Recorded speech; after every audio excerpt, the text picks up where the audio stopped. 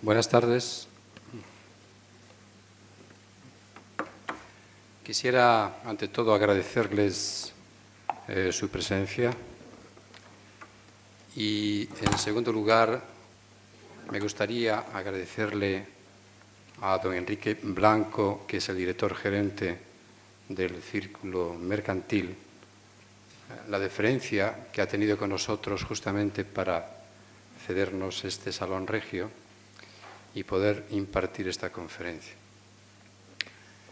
Pienso que la conferencia, en lo que respecta a la risa o la risoterapia, es sumamente importante e interesante, sobre todo hoy en día, cuando todos sabemos que vivimos en una sociedad un tanto alterada, una sociedad convulsionada, una sociedad en crisis, ¿no? Y asimismo pienso que es hora de retomarnos a nosotros mismos como individuos y sacar lo mejor de nuestro interior. Y para ello, si tuviéramos que dar una jerarquía determinada en los estados de ánimo, yo diría que la risa podría jugar un papel prominente, ¿no? Y en este caso, pues nadie mejor que el conferenciante que está con nosotros esta noche, Mario Saz, un hombre con una profunda preparación cultural, un gran novelista por otro lado, un gran humorista, un gran conocedor de la psique humana y asimismo un profundo conocedor de la cábala, de cuyas técnicas él imparte pues cursos de manera permanente y constante. Quiero agradecerle a Mario la amabilidad que ha tenido en acercarse a Vigo para impartir este seminario y ya nos une una profunda amistad desde hace bastantes años, puesto que ha estado con anterioridad impartiendo diversos cursos en nuestro centro y nadie mejor que él en este caso para que, pienso, ustedes disfruten con su palabra fluida, con su conocimiento profundo del lenguaje y con unas ideas muy claras con respecto a todo aquello que tenga que decir. La risa tiene unos efectos terapéuticos, como todos sabemos, y ha sido el precursor, digamos, de esta técnica o de esta terapia Norman Cousins, que a través de un libro que se ha hecho famoso mundialmente, que se llama Anatomía de una enfermedad, este hombre con una enfermedad seria, grave, cual es una espondilitis anquilosante, es un tipo de enfermedad degenerativa, donde la persona acaba terriblemente dolorida y paralizada, pues mediante la visualización de las películas de los hermanos Marx, técnicas de visualización creativa y por medio de la imaginación, y asimismo a través de visualizar la cámara, el objetivo indiscreto, este hombre consiguió sanarse, es decir, dio a entender cómo existe una relación muy directa entre los estados mentales por medio del humor y la risa, el poder sanador de la risa, el poder transformador de la risa, justamente para que se produzca una fisiología corporal altamente beneficiosa. Así que, sin más preámbulos ya, sin más dilación, le vamos a conceder la palabra al conferenciante de esta noche, a quien me gustaría que recibiésemos por su amabilidad en lo que a nosotros respecta, fundamentalmente con respecto a nuestro centro, de visitarnos con cierta frecuencia y poder disfrutar de su sapiencia, de su conocimiento en campos tan diversos. Gracias, Mario, por estar aquí. A vosotros. Pero no sé si has dicho que... Yo no puedo decirlo todo porque... Que sois generosos los gallegos. No he hecho nada y ya me habéis aplaudido. Qué gente más buena. Escucha, ¿no has dicho que aparte de la charla vamos a trabajar 2 días sobre el tema de la risa? Pero para eso estás tú aquí, no tengo que venir a decirlo todo. Bueno. La verdad es que estoy muy emocionado de estar no solo en Vigo, sino en Galicia. Como sabéis, soy argentino y todos los argentinos somos un cuarto de gallegos. por lo menos. Y entonces siempre que vengo, y vengo por lo menos una vez al año a alguna de las distintas ciudades de Galicia, tengo una gran alegría, un sentimiento de familiaridad que supongo que debe ser recíproco. Lo cierto es que yo llevaba cierto tiempo tratando de convencer a Madana y a Beatriz de que era importante hacer este seminario de la risa, que en estos momentos sabemos lo suficiente del tema como para adscribirlo a una especie de terapéutica que entraría dentro del campo de lo que se llama hoy la medicina blanda. Y por otro lado, lo que justifica el hecho de hacerlo es que yo llevo 4 o 5 años viendo resultados asombrosos en este tipo de trabajo y mejorías notables y cambios en horas, simplemente, que se me ocurre, por mi experiencia, son bastante difíciles de producirse en el campo de la psicoterapia normal o de cualquier otra disciplina, simplemente porque cuando nosotros reímos y reímos en profundidad, recuperamos casi retroactivamente al niño, al adolescente, a aquel que fuimos antes de entristecernos, a aquel que fuimos antes de olvidarnos de reír. Precisamente le contaba a una amiga que volví a ver después de muchos años, que está aquí en el público, que haciendo este curso, este seminario en Santiago de Compostela hace unos años, vino un señor que hacía 25 años que no se reía. Y yo di una conferencia invitado por la Caixa en Santiago y se acercó este señor caminando con unos papeles en la mano. Yo digo, en fin, será algún periodista. Pero resulta que eran las recetas de la Seguridad Social. Me dice, esto es todo lo que tomo todo el tiempo, que hace 25 años que tengo una depresión. ¿Se cree usted que será útil para mí que yo asista a su seminario? Y entonces yo le puse una mano en el hombro y le digo, mal no le va a hacer. Todo lo contrario, venga usted y dice, pero mire que estoy tomando esto, y tenía esa lengua pastosa y difícil de los que toman ansiolíticos y de los que toman calmantes, hablando un poco así.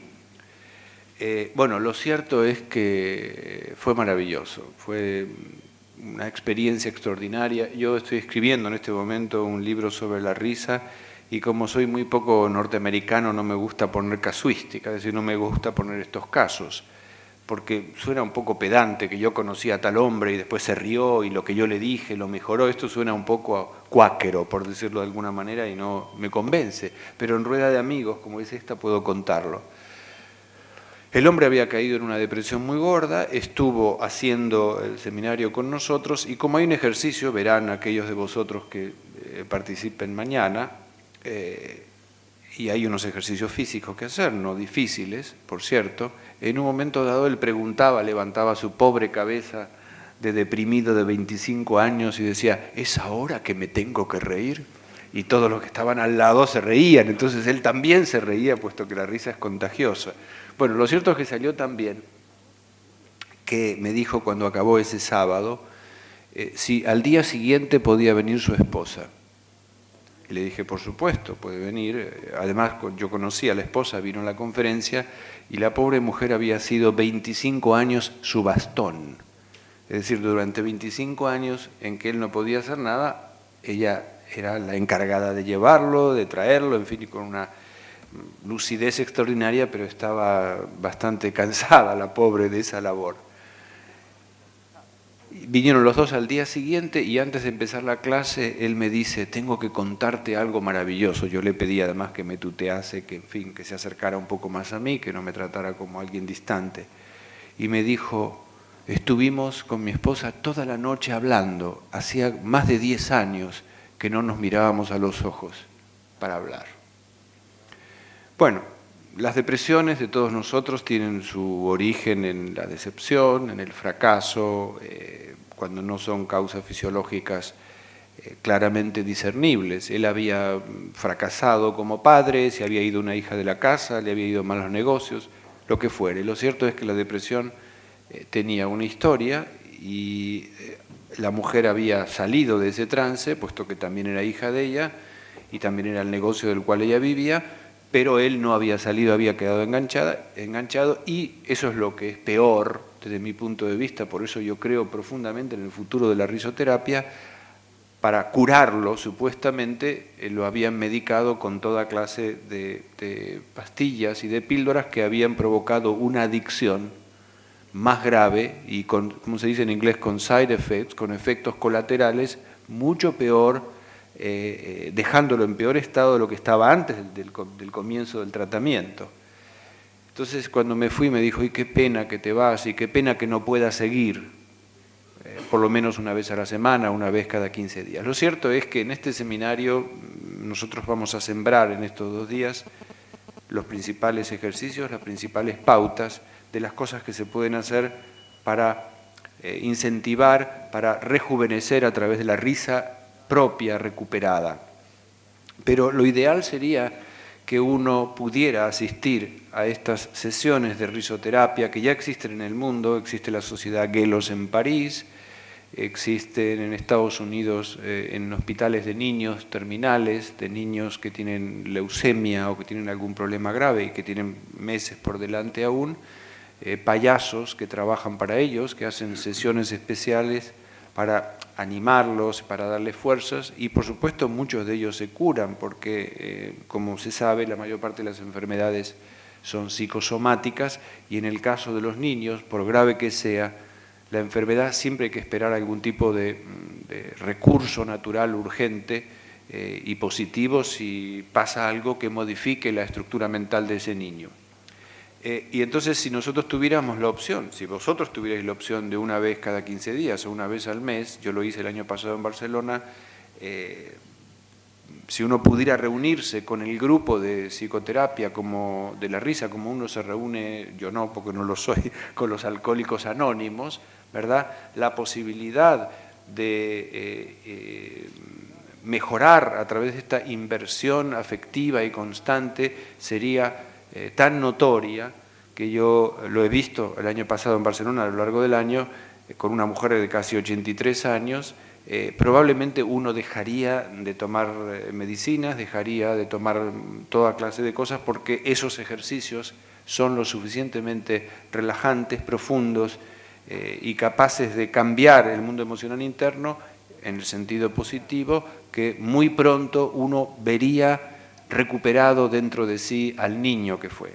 En un reportaje que me hicieron en Barcelona hace unos años sobre este tema, una mujer llamó por teléfono y me preguntó si su nieto, que tenía 7 años y que no se había reído nunca, era un caso grave. Y yo le digo, gravísimo. Tiene 7 años y no se ha reído nunca. ¿Y no lo habéis llevado nunca a un médico? ¿No habéis preguntado a nadie por qué ocurría eso? Y dice, no. Digo, pues esto es muy mal. Un niño que no se ríe es un adolescente que sufre, y es un adulto que padece y es un viejo que difícilmente llegará a más viejo. Es gravísimo no reírse.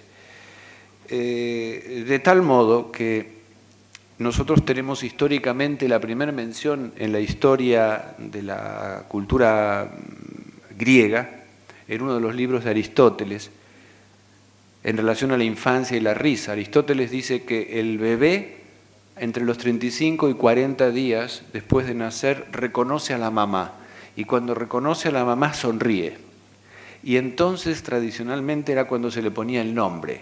Porque antes podía morir o no. Mientras que se creía que una vez que el bebé sonreía, ya podía tener nombre e ingresar en esa familia que le daba la bienvenida a la vida. Desde este punto de vista podemos decir que la risa o la sonrisa, que es en realidad, hay una sonrisa de antes de la risa y una sonrisa de después de la risa, es en realidad el carnet para entrar en la sociedad humana más genuino y más tierno que existe.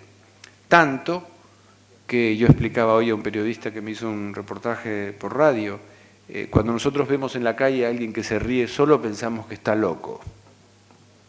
No se nos ocurre pensar que le pasa algo maravilloso. Existe la creencia que si se ríe solo está loco, porque la risa es tan social, es tan contagiosa, es tan comunal, que cuesta muchísimo trabajo autoprovocarla en nosotros en soledad, y por otro lado resulta extraño, como dije antes, ver a alguien reírse fuera de contexto. Pero no solamente Aristóteles dijo eso maravilloso de que cuando un bebé a los 40 días se ríe ya merece su nombre y merece entrar en el mundo social de su familia, sino Marcial, un epigramista latino, decía ride se sapis, ríe se sabio. Esta tradición de la sabiduría y de la risa es parcialmente recogida por los filósofos cínicos, que eran estos especies de hippies antiguos que tomaban la vida un poco a la ligera, y muy pronto este criterio, tanto de los cínicos como del mundo clásico, tanto griego como latino, con respecto a la risa, fue minimizado y proscrito por la tradición cristiana, que hay que decirlo.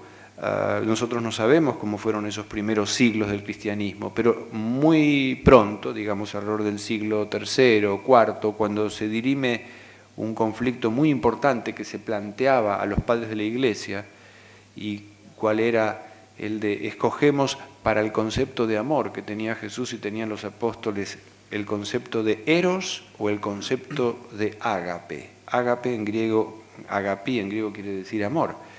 Y entonces los padres de la Iglesia dejan de lado eros, porque tiene una connotación por un lado erótica, por un lado sexual, y ellos postulan un amor más platónico, más sublime, y escogen ágape, que como sabéis, un ágape hoy es en realidad una comida en común, pero que originalmente se refería en concreto a la Eucaristía. Porque en esa polaridad, en ese desgarramiento, al suprimirse el elemento erótico, también se va reprimiendo cada vez más el cuerpo.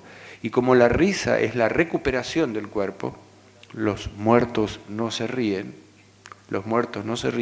entonces la Iglesia comienza a tener desde temprano, hay que decirlo, una actitud un poco distante con respecto a la risa, y por supuesto le empieza a ver el olor sulfúrico del demonio. Es una risa demoníaca la que recupera en el siglo XIX Baudelaire, que por otro lado es bastante anticlerical, como sabemos.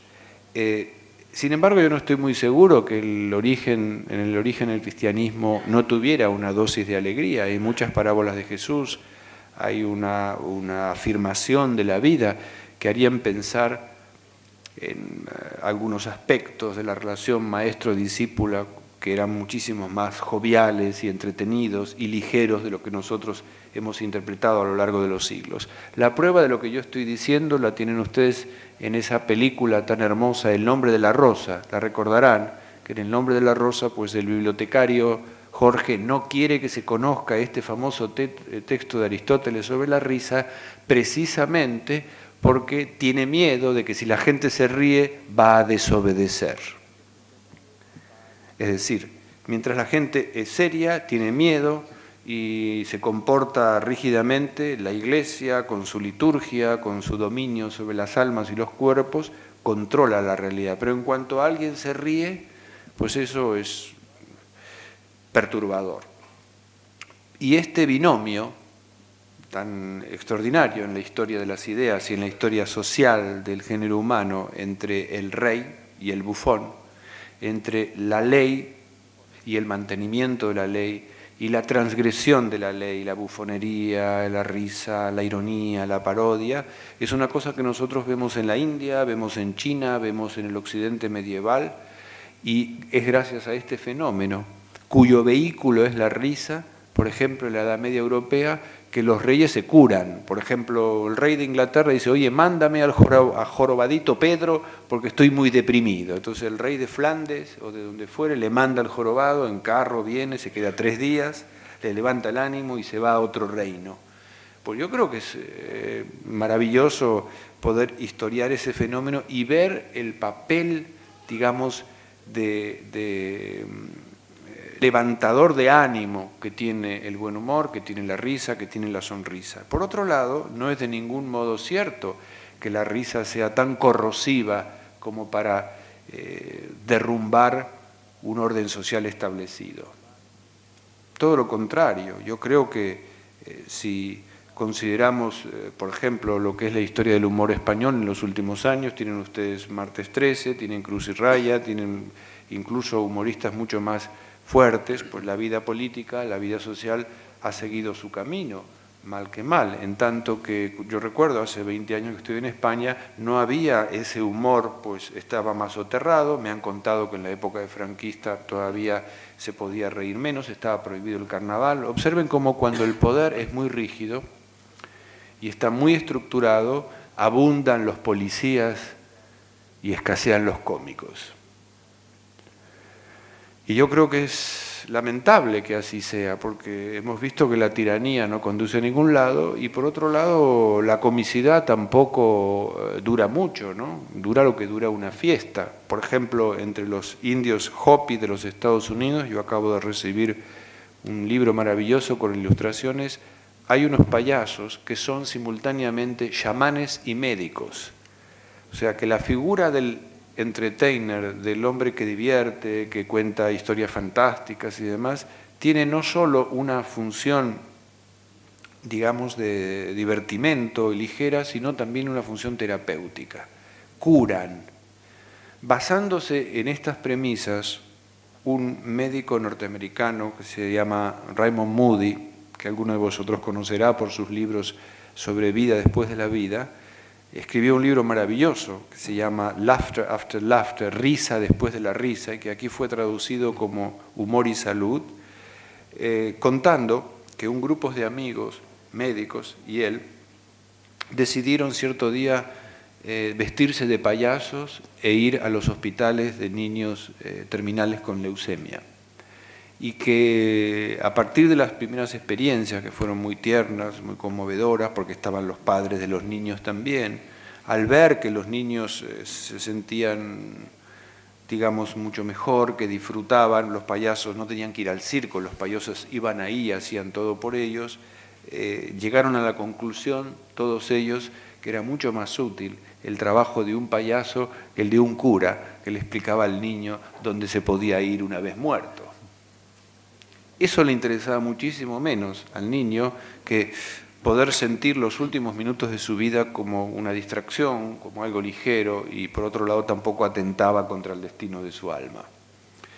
A raíz de esas experiencias de Moody existen en los Estados Unidos grupos de risoterapia que trabajan no solamente en hospitales de niños y de gente, en fin, con SIDA y demás, sino, y esto es muy interesante, en esas áreas de las clínicas y de los hospitales en donde están los convalecientes, están aquella mujer que ha perdido un seno en una operación, o un señor que le han sacado un testículo, o sea, gente que está disminuido por alguna razón, que ha sufrido una intervención quirúrgica y que está en proceso de recuperación y que no puede hacer ningún tipo de gimnasia fuerte, pero que necesita una especie de velo protector contra su propio sentido del ridículo. Es decir, contra la inseguridad a la que lo ha sumido esa intervención quirúrgica. Y por supuesto, el sentido del ridículo tiene un gran ingrediente social, nos sentimos ridículos ante el ojo de los demás. Estos ejercicios que se hacen en risoterapia se hacen para que la persona convaleciente gane poco a poco otra vez confianza en sí misma, que no tenga miedo del contacto con los otros, que no se sienta ni feo, ni ridículo, ni peor que antes. Y por supuesto tengo que decir que los resultados son asombrosos y además, y quizá esto es lo más asombrosos, baratísimos. ¿Qué quiere decir que son baratísimos? Que la farmacia de la risa la tiene cada uno dentro de sí. A menos que uno se dé unos toques con un gas hilarante como el que se usaba antes en los consultorios del dentista o alguna otra cosa para provocarse la risa desde fuera. En realidad cada uno tiene su dosis interna de risa y su código interior, como tiene sus lágrimas de tristeza. ¿Por qué es entonces la risoterapia el remedio infalible, como decía el Reader's Digest? ¿Por qué es una farmacopea gratis, o por lo menos por ahora gratis, en relación, o barata en relación a lo que uno gasta en otras cosas? Por la sencilla razón de que la clave de todo el fenómeno del reír es ganar oxígeno más rápidamente de lo que ganamos en la respiración, de lo que ganaríamos en una carrera de 50 o 100 metros, de tal manera que se produce, adelante, bienvenida, de tal manera que lo que se produce en 3 o 4 minutos de correr puede producirse en 1 minuto de risa auténtica. Yo os voy a proponer ahora mismo un ejercicio de los que nosotros hacemos al comenzar la clase y ustedes van a ver inmediatamente, lo conoces tú, porque ya te ríes tú, ya se ríe, qué suerte, tengo mucha suerte esta noche. Verán ustedes como con un solo ejercicio, que es el único de los ejercicios del seminario que vamos a hacer que se puede hacer individualmente, ya hay un pequeño cambio. Os pido por favor que os pongáis de pie, todos.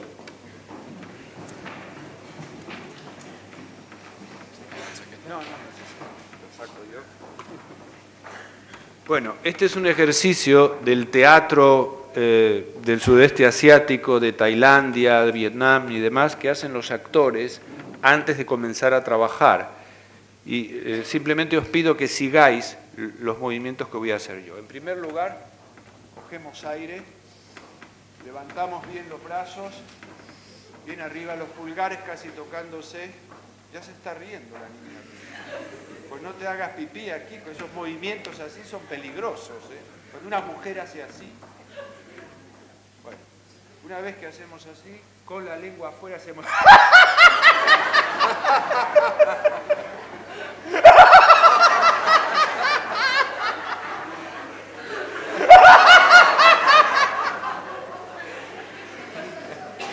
Y volvemos a tomar aire.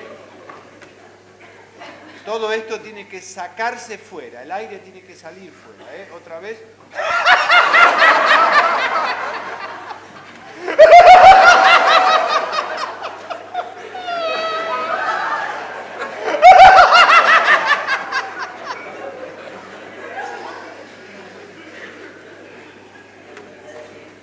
Muchas gracias.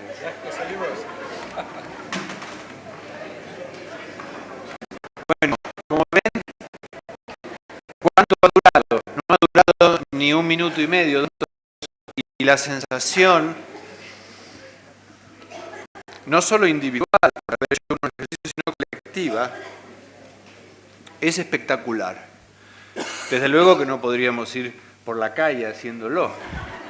Pero hace muy poco pasaron por televisión que en la India, no sé si en Nueva Delhi o dónde, una vez al mes se reúnen 300 personas, no sé si lo has visto tú, 300 o 400 personas para reírse juntos. Yo os puedo decir que de todos los seminarios que yo he hecho, bueno, ahora en la Argentina he tenido mucha suerte también, pero el mejor que he hecho en España lo he hecho ciertamente en Jaén, en Andalucía, eran 32 personas y a los andaluces les encanta reírse. Y el peor en Pamplona.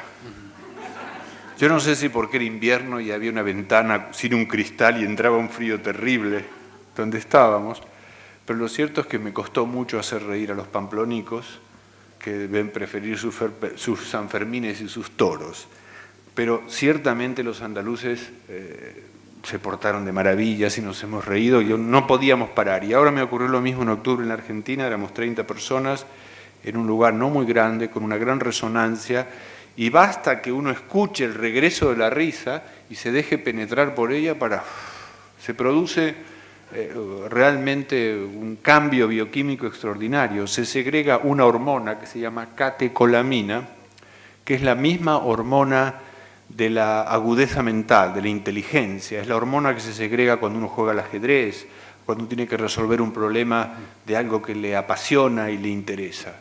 Es decir que esta quizás sea la razón por la cual la mayor parte de los buenos humoristas son inteligentes. Se hacen los tontos, pero realmente es muy difícil hacer humor. Cuando la gente me pregunta qué se puede leer sobre el tema, aparte de los libros técnicos, yo les digo que el libro que más me ha hecho reír a mí, y la verdad que hay muchos menos buenos libros cómicos que libros trágicos, es la biografía de Groucho Marx, que se llama Groucho y yo, que es extraordinario, tanto que su primera frase comienza diciendo: nací en los albores del siglo, no voy a decir del cual. A propósito, ¿sabéis lo que dice en la tumba de Groucho Marx? Dice: perdonadme que no me levante.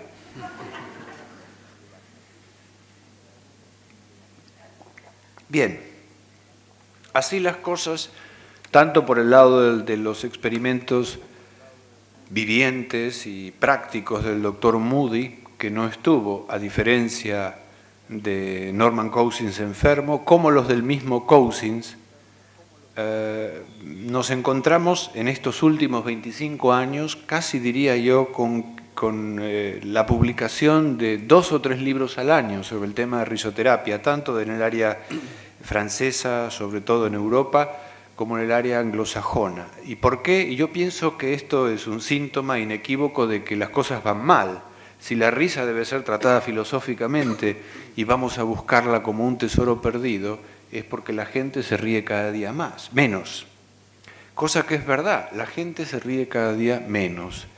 Se ríe cada día menos porque habla cada día menos, ya que el televisor, una especie de papa portátil que está ahí perorando y diciendo lo que es divino y lo que es humano y dictándonos las vidas, hace que todo el mundo esté en su hogar silencioso, mirando esa especie de hogar luminoso encendido de la pantalla.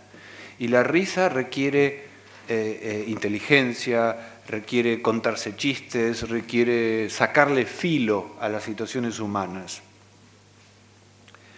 Pero esa es la situación, no vamos a tirar el televisor por la ventana, no vamos a contrarrestar de ninguna manera con los poquitos seminarios que nosotros podemos hacer ese avance, digamos, de la indiferencia o de la anestesia emocional. Pero por otro lado, sí podemos hacer una revisión a fondo de lo que representa la risa y tomarla como lo que verdaderamente es, como una especie de tesoro interior, como el sol del alma, que dicen algunos estudiosos, esa especie de calor interno, de luz interna, que puede devolvernos una y otra vez esos momentos maravillosos de la infancia y de la adolescencia en los cuales nos reíamos con la familia, nos reíamos con los padres, nos reíamos con los hermanos sobre todo y con los primos. Estadísticamente es interesante, uno encuentra que, por ejemplo, un niño se ríe 10 veces más que un adolescente 5 más que un joven 3 más que un adulto y un adulto se ríe 2 más que un anciano. Es decir, que a medida que vamos viviendo, cada vez nos reímos menos. Más, incluso cuando uno ve una persona mayor, bastante mayor, que se ríe mucho, uno la toma un poco como si fuera sospechoso, ¿verdad? Porque se supone que esa es la edad de la melancolía y que tiene que sentarse a jugar al dominó y a quejarse de que no le llega la pensión a fin de mes o de que la mujer pues no le da de comer. Pero la verdad es que hay escasos y maravillosos ancianos, y yo los conozco y los he visto, que se ocupan de recuperar ese aspecto lúdico de la infancia y con la recuperación de ese aspecto lúdico de la infancia recuperan desde luego esta maravilla extraordinaria que es la risa. Tienen ustedes una especie de guión que me gustaría repasar y mirar para daros una idea global y cultural de la risa. ¿Vamos bien? No os hago levantar otra vez los brazos porque es un poco exagerado.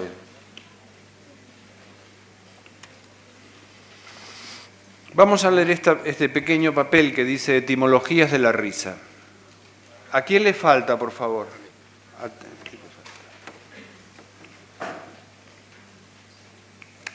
Los griegos, creadores... ¿Tienes más, Beatriz, tú no?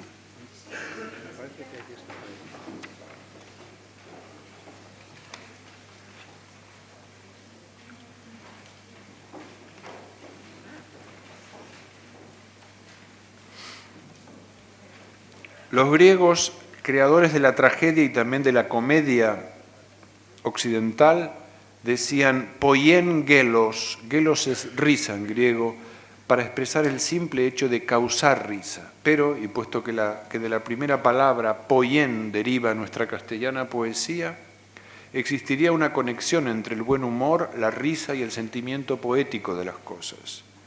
¿Qué quiere decir el sentimiento poético de las cosas?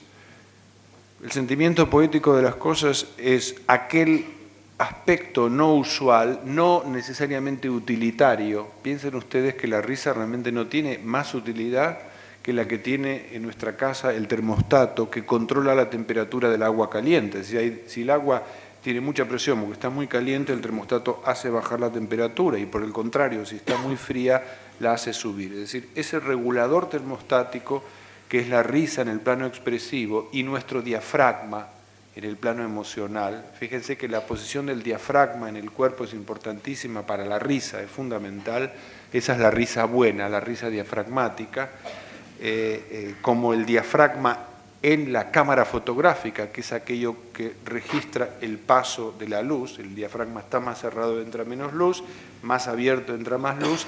De la misma manera, nuestro diafragma más abierto permitiría una mayor oxigenación y potencia de la risa, y al mismo tiempo también una mayor entrada de luz a través del oxígeno en la sangre. Todo esto está desde luego relacionado. Pero decía, ¿qué es el sentimiento poético de las cosas? Fundamentalmente lo que no tiene una utilidad práctica inmediata. Tiene la utilidad de utilizar los dos hemisferios del cerebro, de ver lo insólito, de ver lo risible, de ver lo tierno, y al mismo tiempo de mantener vivo al niño en el adulto. A su vez, gelos, la risa procede de gelao, resplandecer, brillar, iluminarse de alegría. Fíjense la relación entre la risa y la luz.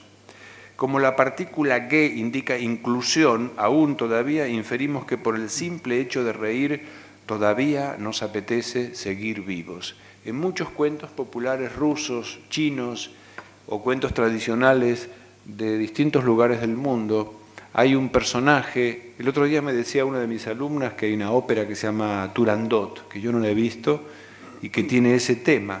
Pero hay un cuento popular ruso, que es el que yo conozco, que se llama Negesama, la princesa que no podía reír, que es un cuento muy triste. Es una niña autista, muy debilitada por su enfermedad, y el padre está preocupadísimo, y vienen todos los médicos del mundo y no consiguen hacer nada por ella.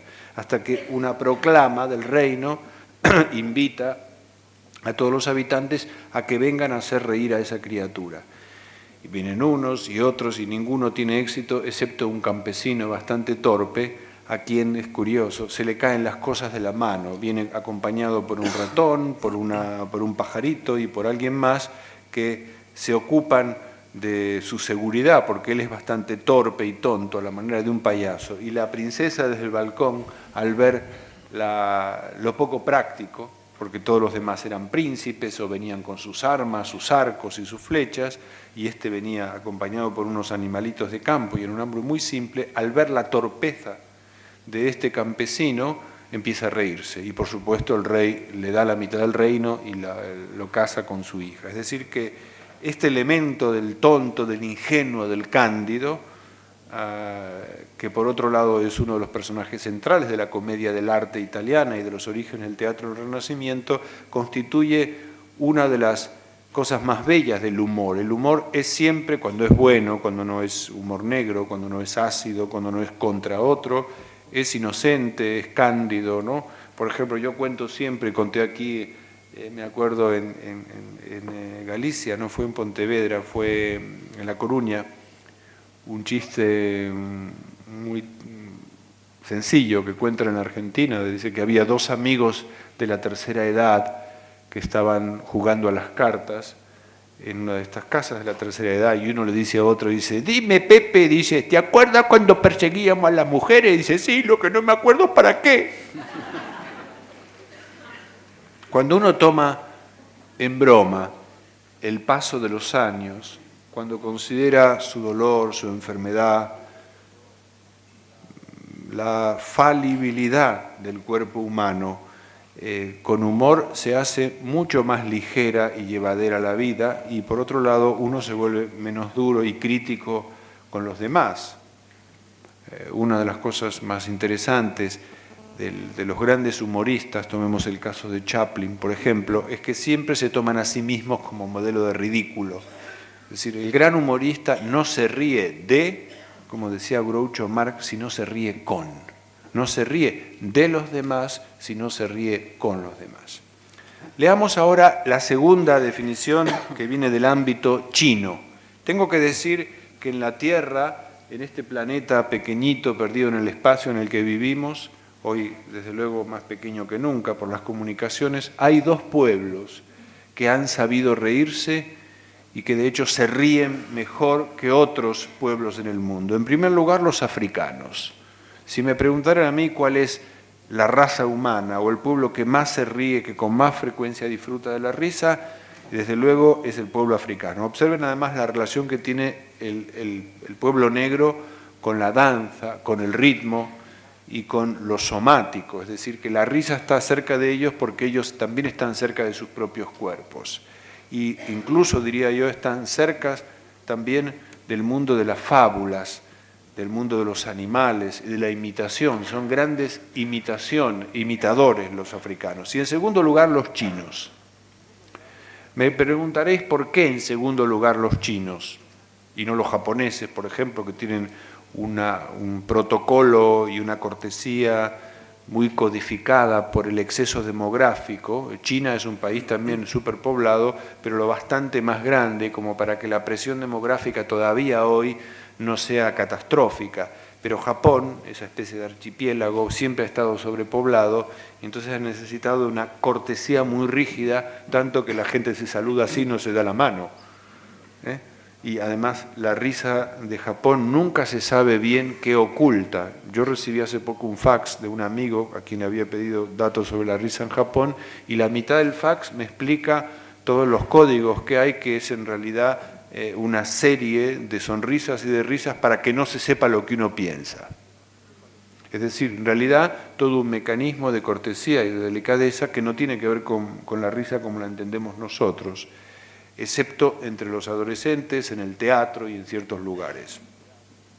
Decía Samuel Johnson, un autor inglés, que la tragedia, de todas las formas del teatro, la tragedia ocurre solo en la representación del teatro, es decir, difícilmente nosotros vemos por completo la tragedia afuera, la vivimos, etcétera, pero no tenemos su noción teatral fuera, mientras que nos reímos en el teatro del cómico y nos reímos en la calle de lo cómico.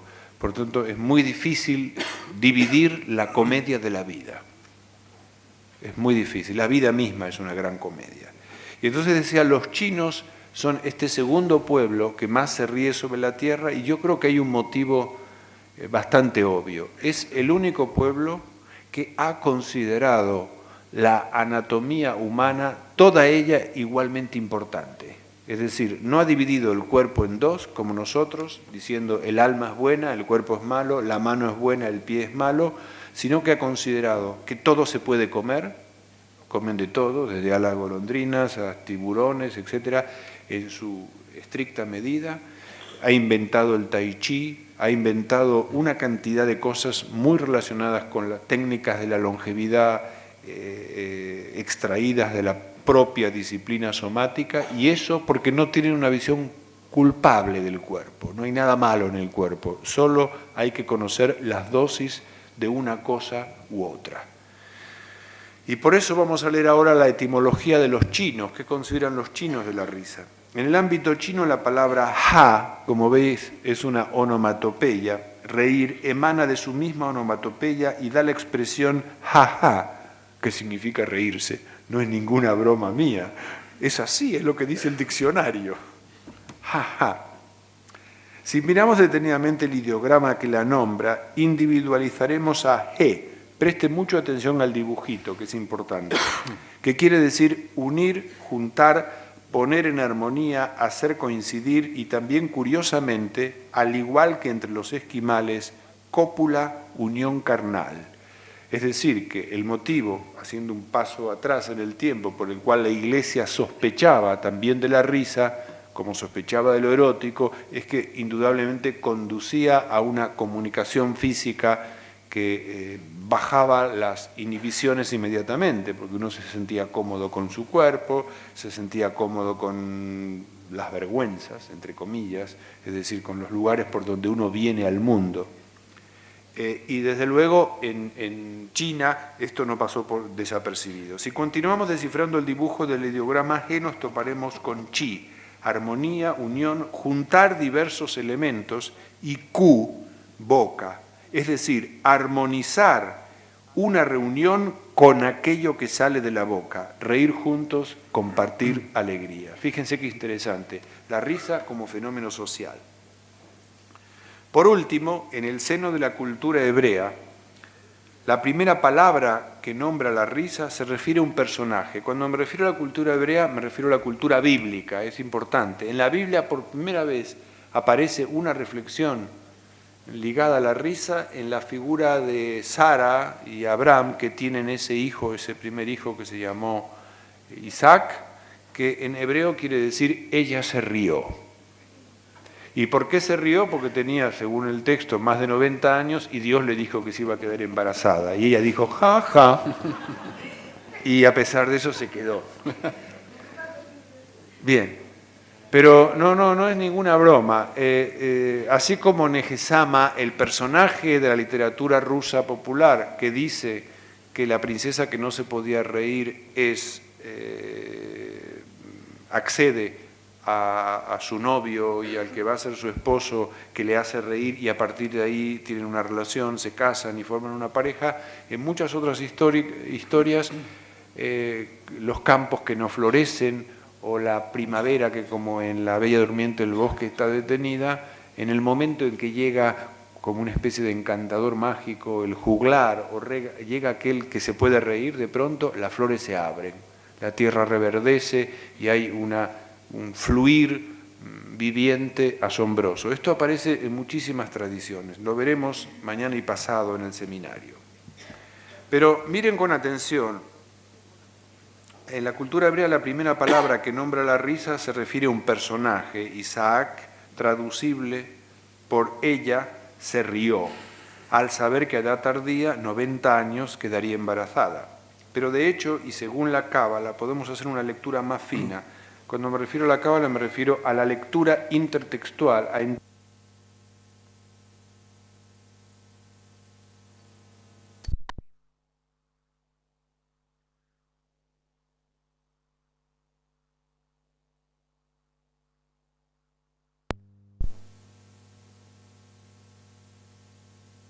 dos dibujos de la palabra tzaj, que quiere decir pulir, limpiar, sacar brillo, aparecen en el nombre propio de Isaac, del personaje, o sea, de ella se rió.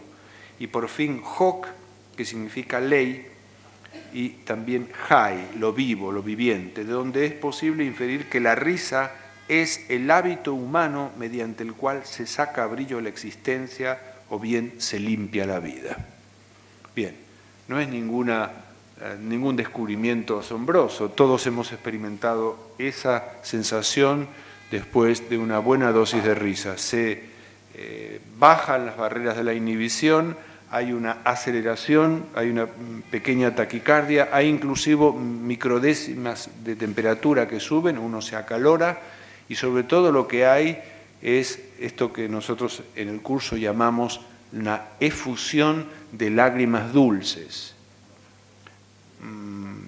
Lo voy a adelantar un poco para los que no estén en estos días, me gustaría que estuvieran todos, pero como eso no será posible, lo voy a adelantar. En la tradición cristiana, en los primeros siglos, hubo un grupo, un movimiento que duró bastantes siglos, por cierto, que se llamó el grupo de los padres del desierto, la patrística griega y luego la patrística latina. Y un famoso maestro que se llamó Ebragio Póntico, que vivió en el siglo V, decía que cuando uno rezaba, cuando uno se dirigía a Dios, debía hacerlo en primer lugar con alegría, pero también debía solicitarle a Dios el don de lágrimas.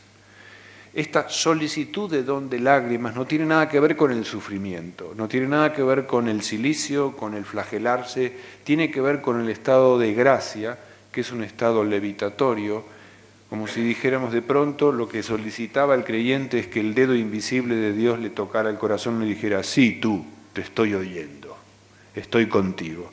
Y esa presencia divina abría así al florecer el corazón como una rosa y entonces sobrevenía a los ojos una humedad en algunos casos lágrimas, muy semejante a la que se logra en un buen ataque de risa. Curiosamente, en los últimos años se han hecho investigaciones sobre la calidad de las lágrimas, la cualidad bioquímica de las lágrimas de la risa y de las lágrimas del dolor.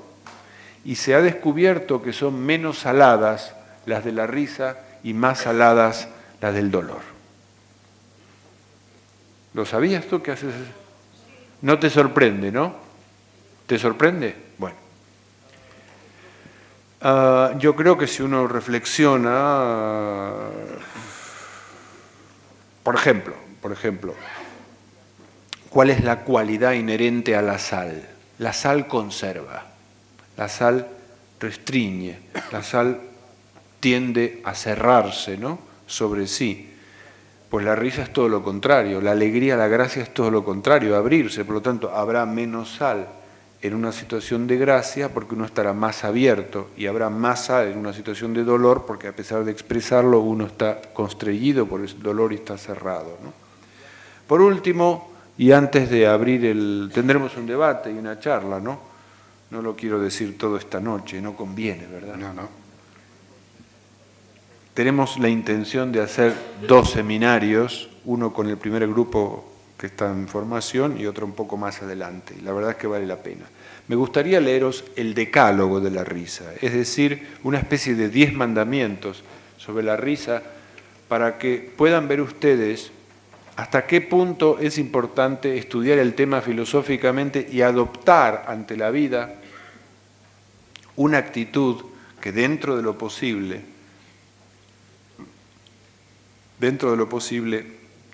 no nos haga perder de vista los aspectos filosóficos de la risa. Es decir, nosotros en este momento de nuestra cultura tenemos que llamarle a la risa a que venga a nuestro auxilio, porque como decía Friedrich Nietzsche, probablemente la risa sea lo único que tenga futuro. Un poco fuerte la frase, pero llamando a la risa y viendo su cualidad filosófica, probablemente no la consideraremos algo superficial, no la consideremos algo secundario, algo que no tiene importancia, sino todo lo contrario, la consideraremos un remedio, cosa que es, un mecanismo de autoindulgencia y de autoestima de primer nivel, y sobre todo un puente delicioso entre nosotros y los demás, que una vez que se ha producido, una vez que uno se ha reído profundamente con una persona, esa relación es absolutamente imborrable y maravillosa. Leemos el decálogo, entonces os pido que presten atención. Yo, la risa, soy la luz del cielo. En este ejercicio que nosotros hemos hecho, levantando los brazos y respirando, si nos hubiéramos mirado a los ojos un momento, y podemos repetirlo si quieren en un rato, si no están cansados. Sí.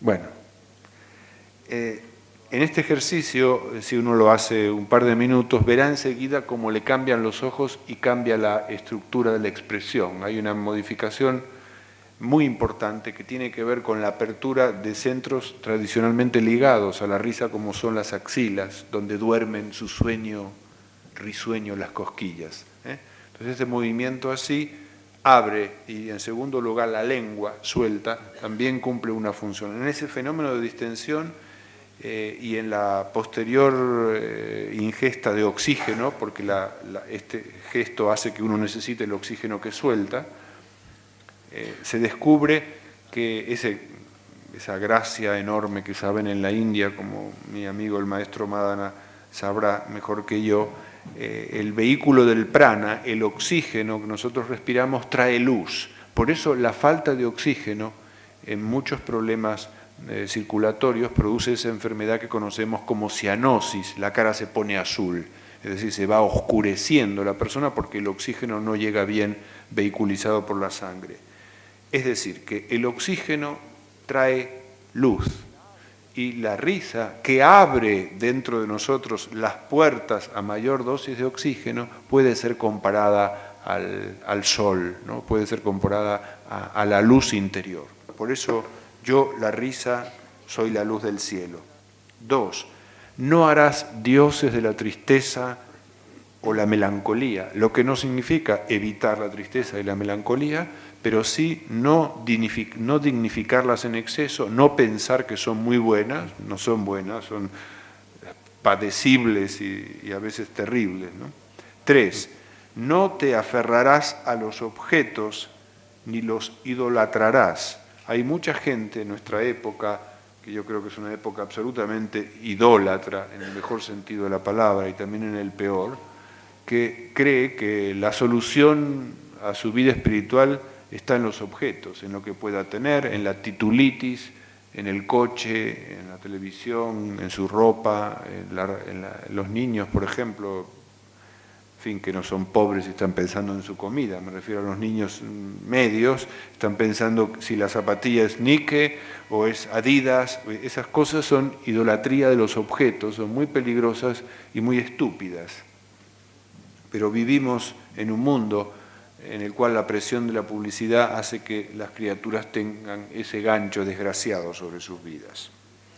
Con la llave de la sonrisa trata de no oprimir ni ser oprimido. Dedica una parte de tu día a reír, a hacer reír o bien oír reír. Acuérdate de que incluso el ciervo respira y ríe. Es decir, cuando decimos el ciervo nos referimos a aquellos trabajadores que nosotros vemos que están en una situación más precaria que la nuestra y que en el momento de descanso se comen un bocata y se toman una cerveza y hablan de fútbol. Muchas veces se ríen más, o la gente en los mercados, que aquellos altos ejecutivos que tienen grandes responsabilidades y que están tan tensos que se olvidan de reír. El ciervo, aquel que está en situación social inferior a la tuya, todavía se ríe, ojo, no olvides tú de hacerlo. Honra a los de buen humor, a los cómicos, santos de la risa. Ríe con y no de los demás. Recuerda que la risa nos torna piadosos y tiernos. Por sobre todas las cosas, no olvides que la risa es el sol del alma. Bien, tienen ustedes aquí las imágenes, las carátulas de la comedia y la tragedia. Esto nos llegó a nosotros a través del teatro griego. Observen qué cosa interesante. La tragedia, el drama, está asignado por la boca con las comisuras hacia abajo, es decir, por una situación de disgusto, de pena, y por lo tanto yo diría que esa cara, en esa cabeza, en ese cuerpo, pesa mucho más a sus propios ojos, está más lastrada por la ley de la gravedad, esa expresión, que aquella otra cuyas comisuras van hacia arriba. En medio de las dos carátulas tienen algo muy importante, que es el sistema vocálico del español. No sé cuántas vocales hay en gallego. ¿Las mismas? ¿Las mismas vocales o hay más? Porque en francés hay 7 y en catalán hay un par de vocales más. Pero cuando nosotros, yo estoy ahora escribiendo, como digo, ese libro sobre la risa y hay un capítulo sobre el tema de las consonantes y las vocales, ahora explicaré por qué, que es parte medular de nuestro trabajo en el seminario, y haciendo una estadística, por ejemplo, las lenguas que más vocales tienen puede llegar a 10 o 12, que son distintos tonos de la misma vocal, y las que menos 3, A, I, U o O, ¿no? Pero yo diría que un 80% tienen 5. Y ese 5, para mí, desde mi punto de vista, está absolutamente ligado a los sentidos. Nosotros tenemos de los 5 sentidos, por lo menos 4 en la cabeza y el tacto que se aleja del cuerpo, ¿no? Es decir, 2 ojos, orificios nasales, las orejas y la lengua, 7. Pero en ese conjunto de 7 orificios tenemos el gusto, la vista, el oído, el olfato, etc.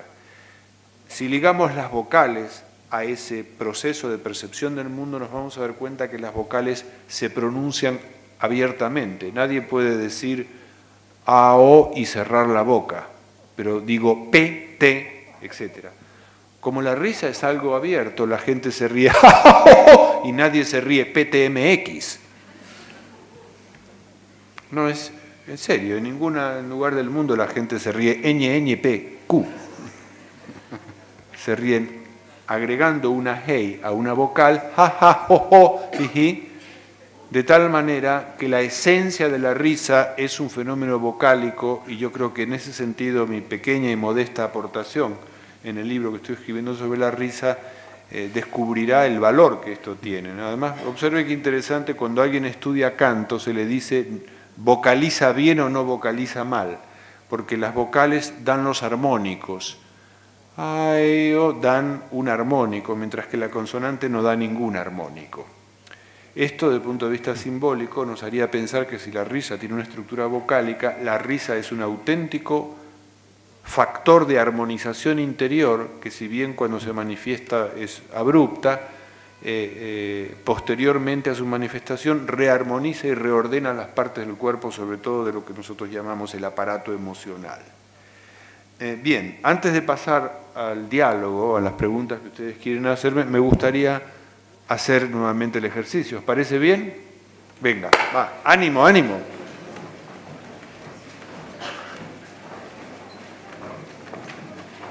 Las rodillas ligeramente flexionadas hacia abajo,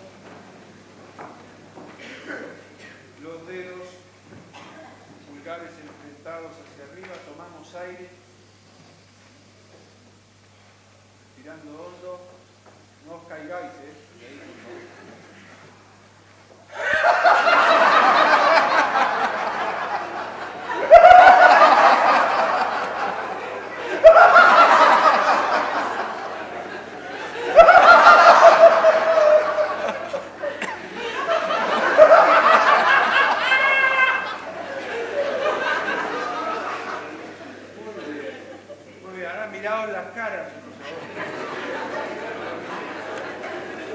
sin vergüenza.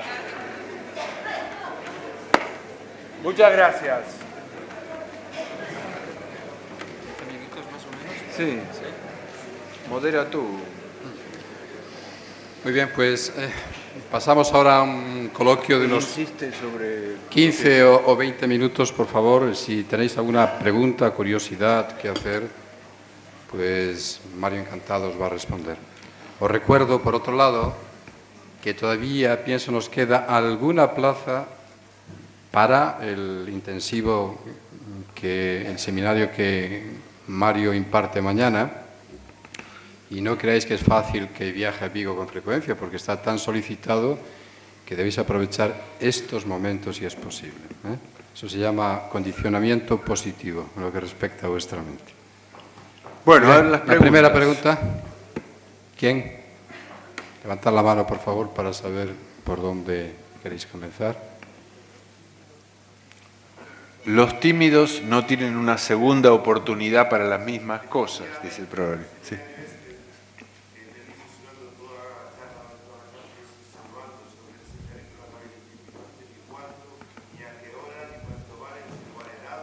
Pues muy sencillo, se inicia mañana, todo el día y el domingo. No vale nada, pero cuesta algo. Cuesta el esfuerzo de participar. Lo hacemos en el centro de Yoga Sananda, en la calle Progreso 22, y el importe por toda la actividad son 15.000 pesetas. No. Mañana y tarde, por la mañana, y el domingo tarde por la y el mañana. domingo por la mañana. Son 3 sesiones. ¿Qué pasó?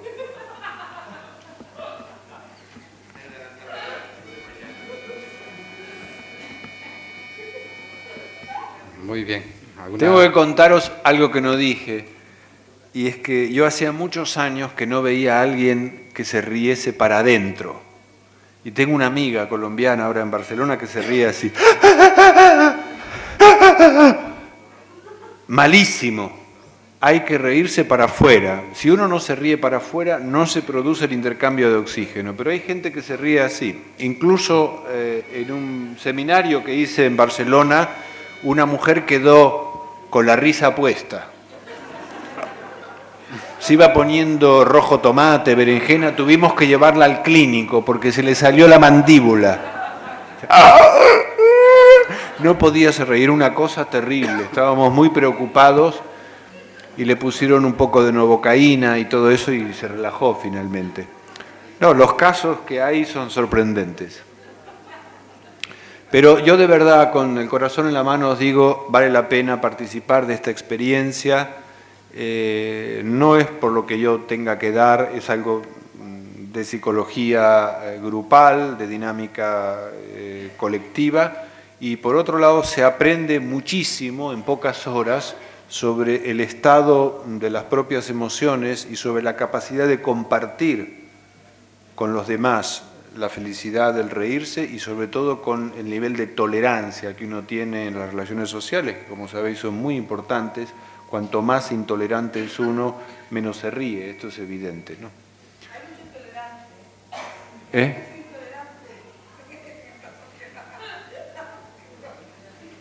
¿Eres un especialista en el tema, tú, no? Como dice, hay mucho. Pues yo como... Sí. Bien, sí.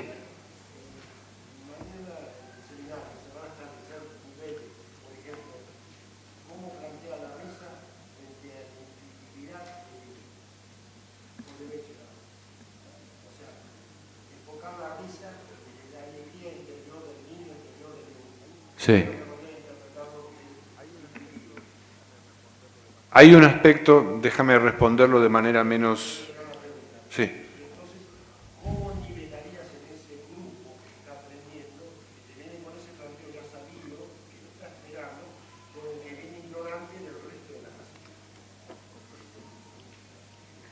Comprendo tu pregunta, pero la risa es muy democrática. O nos reímos todos y el que más se ríe ayuda al que menos se ríe, o no nos reímos porque tampoco hay ninguna garantía. Yo estoy seguro de que nos vamos a reír, nos hemos reído un poco aquí, probablemente parte del público esté presente mañana. Con ello quiero decir que el seminario tiene dos partes, tiene una parte teórica y tiene una parte práctica. La parte práctica es absolutamente democrática, todos hacen los mismos ejercicios, porque los ejercicios son colectivos. Y la parte teórica da pie a que cada uno de nosotros participe, aporte, diga lo suyo, engrane con el momento existencial que está viviendo, y eso sí dependerá del nivel de cada quien. Pero no se puede hacer un ejercicio para uno y un ejercicio para otro, puesto de lo que se trata es de suscitar el fenómeno colectivo de la risa. Por ejemplo, yo tenía, perdonen la digresión, tenía un seminario la semana que viene, el sábado, en la Seu d'Urgell, en la frontera con Andorra, y no voy porque hay 10 personas. 10 personas apaga la risa apenas nace. No se puede hacer con 10 personas. Necesitamos ser de 18 mínimo a 25. Porque hay una onda expansiva de la risa que tiene frecuencias, ¿no? Es como una marejadilla. Entonces se apaga aquí pero se enciende aquí, se apaga aquí, ¿no? Y entonces todo eso va trabajando sobre dos puntos centrales del cuerpo que son el diafragma y la columna vertebral. A partir de ese trabajo físico hay toda una serie de redescubrimientos que son ese puer eternus que tú mencionas de Jung y desde luego todas aquellas cosas mucho más filosóficas de la risa. ¿Está bien? Gracias. Qué serios. Dime.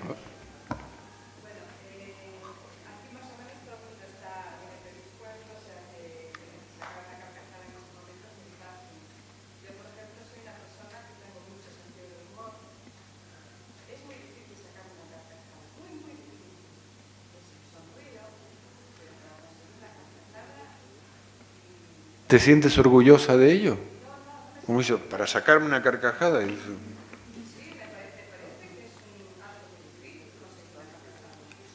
Deberías preguntarte por qué la valoras tanto. Entonces ¿por qué no la das con más frecuencia? Tú sabes que soltar significa que uno no quiere soltar, ¿no? Tú has dicho, es muy difícil que suelte una carcajada. A lo mejor si empiezas a darle otro valor, la sueltas. Una vez que uno tiene práctica y que descubre los aspectos filosóficos de la risa, créeme, se ríe de cosas cada vez más tontas.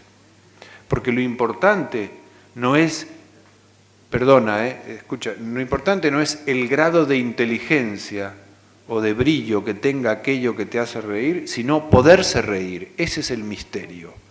y hay mucho de nosotros que debe ser puesto. Es decir, si uno se sienta a la puerta de su casa y espera a que pase aquel que le va a hacer reír, probablemente tenga que esperar 12 o 13 vidas. Pero si uno sale y se visita después, y se visita a sí mismo con una sonrisa, y se saca la lengua, y esas cosas, probablemente entonces suelte la carcajada, que tiene así agarradita, porque es muy valiosa, ¿no? No es tan valiosa. Además, cuanto más te ríes, más risa te da. No tiene que ver con el cálculo la risa, es lo imprevisto, es el caos. Es un caos emocional suscitado por una situación incongruente que desgraciada o afortunadamente dura poco, porque fíjate que nadie se muere de llorar. Se dio un hartazgo de llorar, se murió de llanto, pero en cambio decimos se muere de risa. De hecho, pasaron por televisión la vida de Charlie Parker, un músico norteamericano. Yo no sabía que se murió viendo una película cómica por televisión. Le dio un ataque y le dio un pasmo y se murió. A mí me encantaría morir así. Lo deseo de todo corazón. Hoy cuando venía en el avión tuve muy mal vuelo y digo, voy a tener que dar una conferencia con el culo en lugar de con la boca porque se había dado vuelta a todo. Sentía lo de abajo arriba, lo de arriba abajo. Sabrán perdonarme, ¿no?, la grosería, pero... Y cuando bajé dije, qué suerte, cómo me quieren mis amigos de Vigo que desean que llegue sano y salvo. Pero la verdad es que pasé mucho miedo. Es interesante que en la historia de la risa, yo lo adelanto, pero lo hablaremos mañana en el seminario, hay 3 momentos mitológicos en la mitología griega. Eso no se hace. Hay que compartir la risa, ¿eh?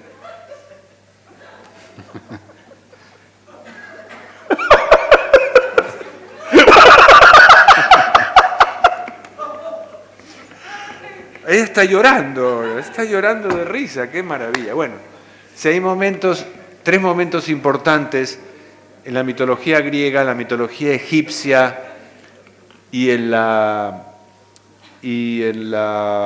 mitología japonesa, en los cuales los deprimidos, los dioses o diosas deprimidas, vuelven a la vida porque un inferior, en este caso un siervo o un subalterno, les hacen reír. Es decir, que el superior, en el sentido simbólico, el noble, el aristócrata, vuelve a la vida gracias a los chistes, a las bromas, al espíritu viviente y jocundo de un inferior. Y eso llega hasta el Quijote. El Quijote es melancólico, de pronto colérico, de pronto, nunca es una persona relajada.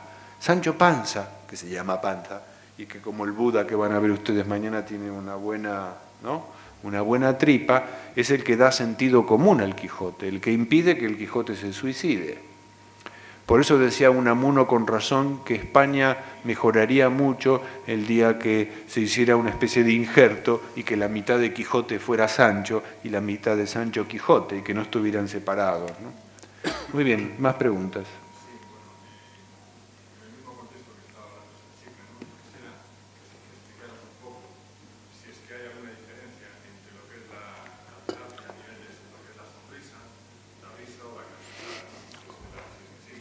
Sí, la hay, pero eso prefiero reservarlo para mañana porque es un punto preciso de que hablar. Yo dije antes que hay una sonrisa anterior y una sonrisa posterior. Por ejemplo, es muy difícil que la carcajada no revele a la persona que es como es, pero la sonrisa puede ocultar mucho. Por eso dije antes que los japoneses tienen una sonrisa de cortesía. Y hay muchas personas, sobre todo en el campo de la diplomacia, que usa una sonrisa y no significa nada.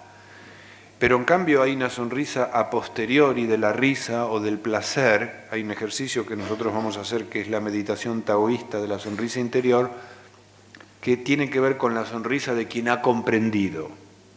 Esa sonrisa de satisfacción, como el bebé que ha terminado de comer y está contento, está satisfecho, está protegido por su mamá, etcétera, etcétera, ¿no?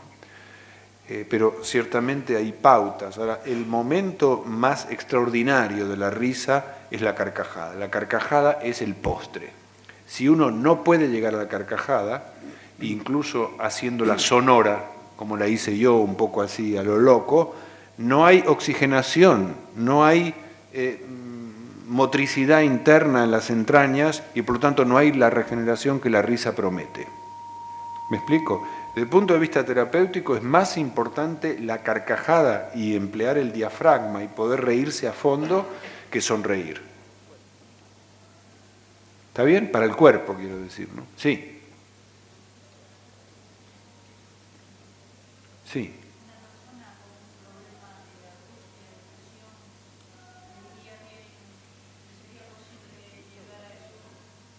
¿A qué? ¿A la sonrisa o a la carcajada?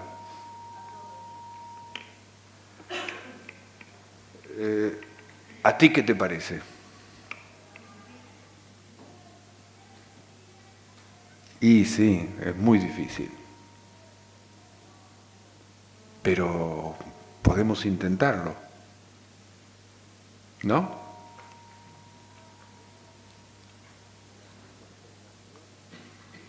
La postergación siempre es mala consejera. No hay que postergar nada. Y justamente una de las cosas extraordinarias de la risa es que actualiza todo. No se puede reír sin el cuerpo. Se puede pensar en que uno está donde no está. Se puede fantasear que el alma está aquí, el cuerpo está aquí. Puede haber desdoblamientos. Pero la risa exige el doblez del cuerpo, exige la presencia física. Y te asombraría saber lo que se logra en pocas horas, cuando uno comprende y se desbloquea de una manera no loca, porque está controlada, está controlado, el grupo está trabajando junto, pasa cosas muy sorprendentes en ese campo. Por supuesto, sería muy pretencioso de mi parte decir, venid a mí los deprimidos y los angustiados, y los hambrientos de carcajada, que yo sacaré una carcajada del bolsillo y con esa carcajada multiplicaré las carcajadas. La verdad es que soy bastante más modesto que eso, y estoy muy lejos de ser siquiera una pestaña en el párpado del maestro. Pero tengo muy buena voluntad y mucha experiencia y he visto cosas asombrosas que te gustaría ver, en el supuesto caso de que la persona de la que hablas seas tú. Bien. Sin embargo, a eso que acabas de decir, le diría a todo el mundo que se anime, que este curso contigo, aquella vez hace años. ¿En el hotel? Y es algo maravilloso. Ah, ¿te acuerdas? Sí. Fue. No me olvidaré, mira, aunque viviera 400 años más aquí, no me olvidaría. Fantástico. Pues tenemos ahí un testigo. No está apagada, ¿eh? No está apagada. La es algo hermana espontáneo. que se rió antes estuvo con nosotros en la ceremonia. Bien, la verdad es que tú sabes que al hijo de Renate, que participó, pero le dio una... Es decir, cuando es muy fuerte, provoca un cambio en la bioelectricidad del cuerpo, es decir, produce una corriente en el cuerpo, no negativa, pero muy extraña. Es decir, lo que hay es una aceleración de la sangre muy intensa. Recuerdo que salió muy bien, nos divertimos mucho y comimos mejor después, ¿te acuerdas? Sí. No le he pagado nada, ¿eh?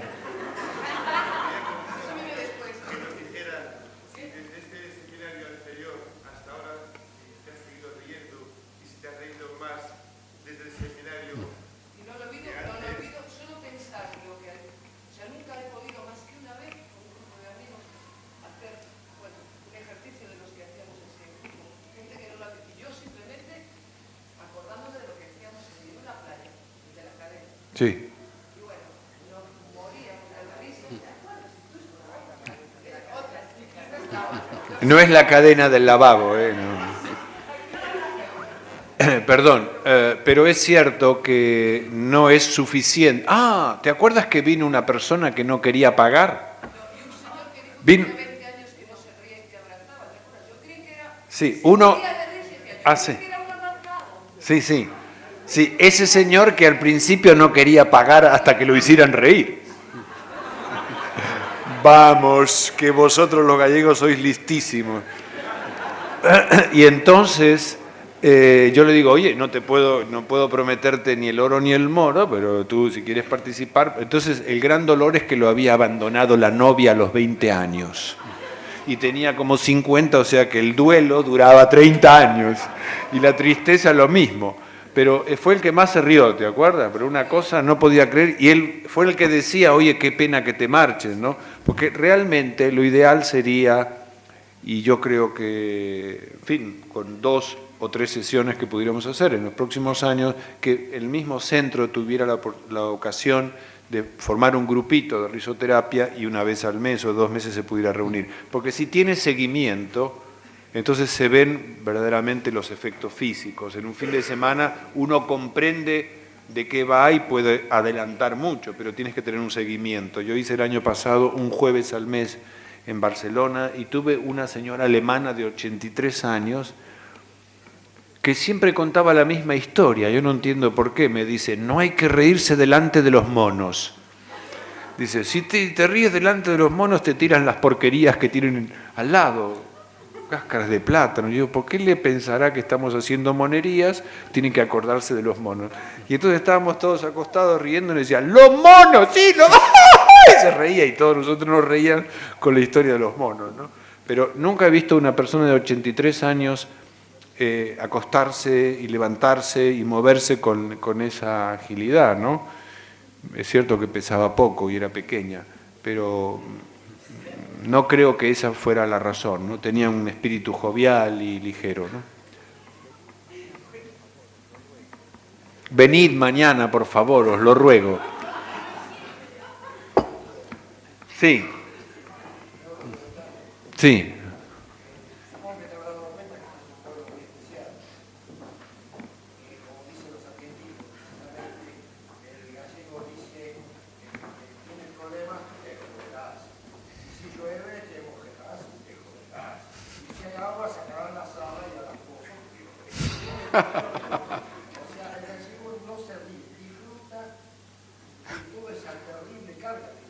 No estoy muy seguro, ¿eh?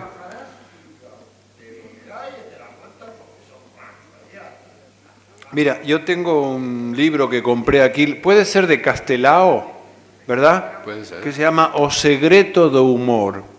Un libro extraordinario. Yo creo que los gallegos tienen muchísimo sentido del humor, por ese ingrediente celta. Lo que pasa es que tienen un humor bastante parecido al de los ingleses. Es decir, es un humor muy inteligente y poco físico. Si tú me dices, ¿cómo es el humor de los italianos? El humor de los italianos es extrovertido, el de los africanos también, pero el de los ingleses es muy así, muy cerrado. Bueno, para terminar, y antes de que acudáis en masa a anotaros para mañana, para las clases de mañana, os quiero contar un chiste de mi país muy bonito. ¿Puedo?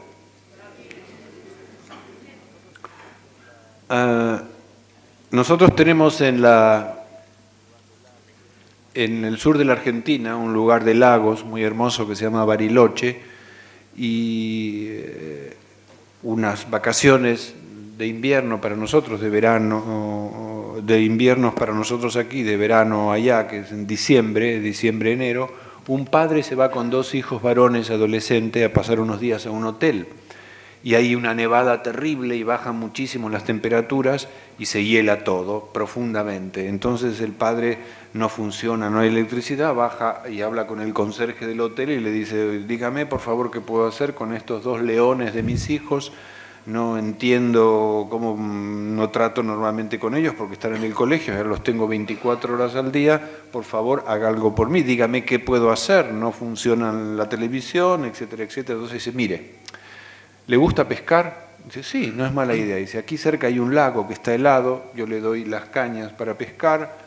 Eso sí, dice, cuando hagan los agujeros en el lago, por favor, los hacen muy separados unos de otros porque yo no sé qué grosor tendrá el hielo y a lo mejor hay un accidente, yo no quiero ser responsable. Entonces van contentos los 2 niños y el padre con toda la vitualla y demás, con los anoraks y la nieve en los hombros, tiritando, llegan al lago, hacen los agujeros, tiran media hora, 1 hora, no pescan nada. Y de pronto aparece un indiecito de 1,50 m, y hace un agujero, tira la caña y pesca. Tira y pesca, tira y pesca.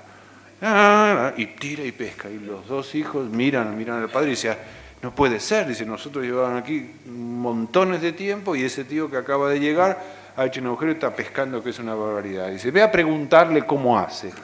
Entonces uno de los hijos va y le dice, perdone señor, dice, nosotros no somos de aquí, somos de la capital y estamos pescando, pero llevamos mucho tiempo con un frío terrible y no logramos pescar nada. Dice, ¿cuál es el secreto? Entonces el indio lo mira de costado y dice, dice, perdone, dice, ¿qué lengua es esa? Dice, no, y tira y pesca, una cosa prodigiosa. Entonces va el otro hermano y dice, oye, tú que sabes inglés, dice, a lo mejor está aquí la frontera, no se sabe inglés, se acerca y dice, please, father and I, brother, fishing, no exit, no, que no podemos, que no, ¿cuál es el secreto? Y tira y pesca, no entiendo, dice, y sigue pescando. Entonces se acerca el padre y dice, pero por favor, dice, ¿cuál es el secreto? Dígame, las lombrices tienen que estar calientes.